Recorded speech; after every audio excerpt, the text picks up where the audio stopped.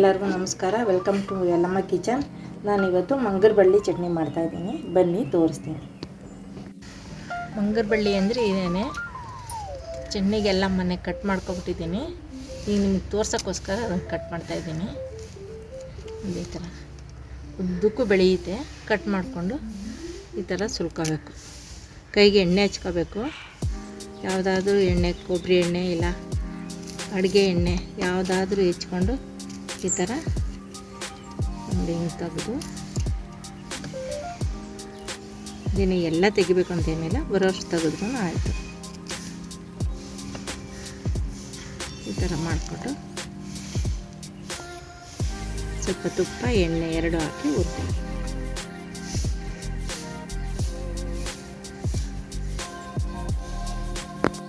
Munger ಬಳ್ಳಿ, ಇದು Munger ಬಳ್ಳಿ ಚಟ್ನಿ ಮಾಡೋದನ್ನು ತೋರಿಸ್ತಾ ಇದ್ದೀನಿ.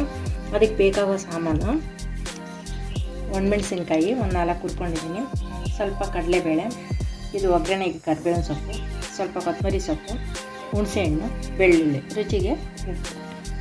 ಇದನ್ನು ಹುರ್ಕೋಬೇಕು.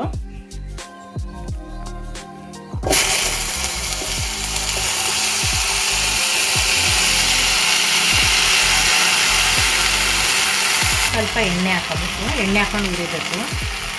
ಇದು ಕ್ಲೀನ್ ಮಾಡುವಾಗಲೂ ಅಷ್ಟೇ ಕೈಗೆ ಎಣ್ಣೆ ಹಚ್ಕೊಂಡು ಕ್ಲೀನ್ ಮಾಡಬೇಕು. ಇದು ಗಿಡದಲ್ಲಿ ಕಿತ್ತು ಕ್ಲೀನ್ ಮಾಡುವಾಗ ಕೈಗೆ ಎಣ್ಣೆ ಹಚ್ಕೋಬೇಕು. ಎಣ್ಣೆ ಹಚ್ಕೊಂಡು ಕ್ಲೀನ್ ಮಾಡಬೇಕು, ಇಲ್ಲಾಂದರೆ ಕೈಯೆಲ್ಲ ಕಡ್ತಾ ಬರುತ್ತೆ. ಹುರಿವಾಗಲೂ ಅಷ್ಟೇ ಸ್ವಲ್ಪ ಎಣ್ಣೆ ತುಪ್ಪ ಹಾಕಿ ಹುರ್ಕೋಬೇಕು. ಹುರ್ಕೊಂಡು ಮಾಡಬೇಕು, ಇಲ್ಲಾಂದರೆ ಕೈ ಕಡ್ತಾ ಬರುತ್ತೆ.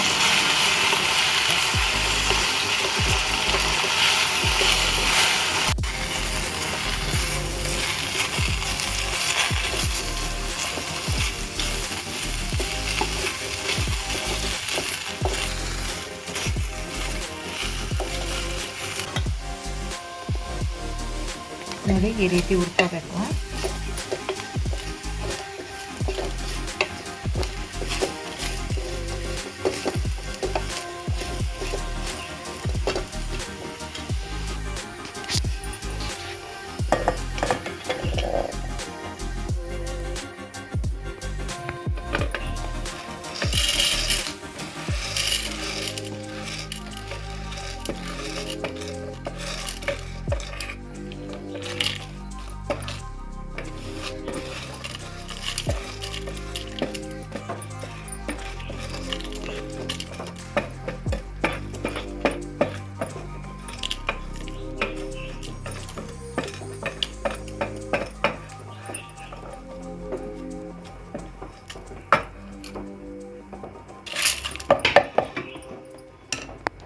ಇದಿಷ್ಟು ರುಬ್ಕೋಬೇಕು.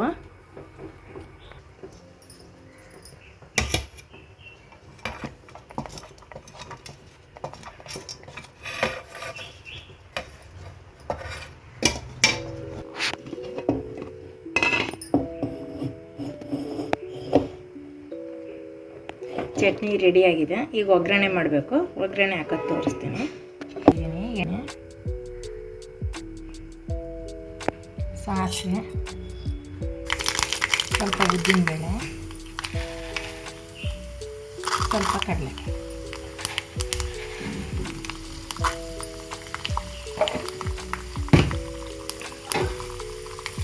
ಕರಿಬೇವಿನ ಸೊಪ್ಪು,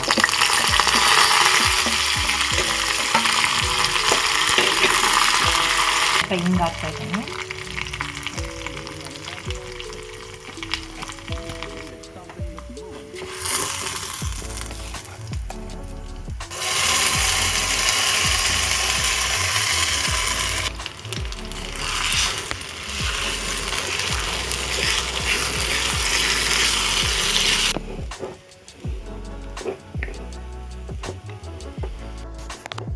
ಮಂಗರ್ ಬಳ್ಳಿ ಚಟ್ನಿ ರೆಡಿಯಾಗಿದೆ. ಒಗ್ಗರಣೆ ಮಾಡಿದ್ದೀನಿ ನೋಡಿ ಹೀಗಿದೆ. ಮೂಳೆ ನೋವಿಗೆ ಎಲ್ಲ ತುಂಬ ಒಳ್ಳೆಯದು. ಕೈ ಕಾಲು ನೋವು ಬರುತ್ತೆ, ಹಿಡ್ಕೊಂಡಂಗಾಗುತ್ತೆ, ಅದಕ್ಕೆಲ್ಲ ತುಂಬ ಒಳ್ಳೆಯದು. ಇದನ್ನು ನೀವು ಮಾಡಿ ತಿನ್ನಿ ಮನೇಲಿ. ಅದನ್ನು ನಮಗೆ ಒಂದು ವಾರಕ್ಕೆ 15 ದಿವಸಕ್ಕೆ ಒಂದ್ಸರಿ ಮಾಡ್ಕೊಂಡು ತಿನ್ನಿ. ಮೂಳೆ ನೋವೆಲ್ಲ ಕಡಿಮೆ ಆಗುತ್ತೆ. ತುಂಬಾ ಚೆನ್ನಾಗಿರುತ್ತೆ. ಇದು ಚಪಾತಿಗೂ ಚೆನ್ನಾಗಿರುತ್ತೆ, ರೊಟ್ಟಿಗೆ ಚೆನ್ನಾಗಿರುತ್ತೆ, ಅನ್ನಕ್ಕೆ ಬಿಸಿ ತುಪ್ಪ ಹಾಕ್ಕೊಂಡು ಅನ್ನ ಕಲಿಸ್ಕೊಂಡು ತಿನ್ಬೋದು. ತುಂಬ ಚೆನ್ನಾಗಿರುತ್ತೆ. ನೀವು ಮನೇಲಿ ಟ್ರೈ ಮಾಡಿ. ಲೈಕ್ ಮಾಡಿ, ಶೇರ್ ಮಾಡಿ, ಸಬ್ಸ್ಕ್ರೈಬ್ ಮಾಡಿ. Thank you.